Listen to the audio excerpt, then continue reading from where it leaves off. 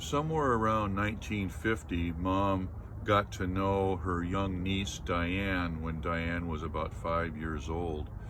Diane had lost her mother during childbirth and was unfortunately having to go through the early part of her life without her mom. So my mom, Phyllis, took it upon herself to fill the shoes, at least to some extent, that Diane's own mother were unable to fill.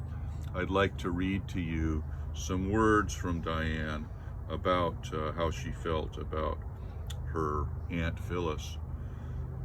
Mom and her sister-in-law, her brother Carl's wife, were good friends before and during the time Carl was in the Army during World War II.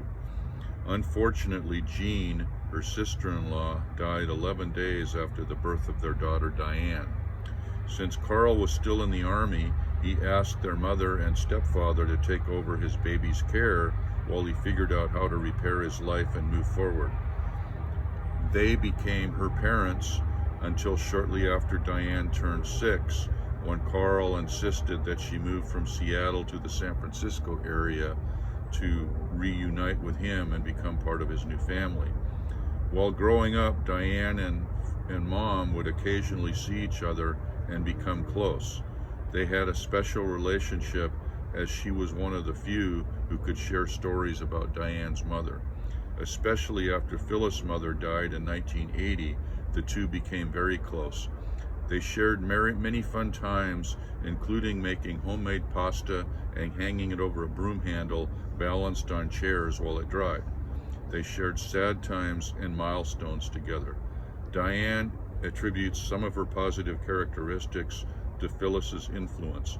They shared a love of music, cooking, and just having fun. During this time, Mom loved to have people over in the backyard in Clyde Hill of Bellevue to pick blackberries. She loved to pick blackberries. That was her way of mingling with all of her friends, and boy, could she bake some great blackberry pies. They were the best. Also during this time, Phyllis taught me how to read, along with my grandmother and great-grandmother, both strong influences in my life. I always remember my mother telling me how to pronounce the letter P to this day. She would have me pick out in the newspaper any word that had a P in it, and she would tell me what the word was and what it meant. That was back when I was about 3 or 4 years old.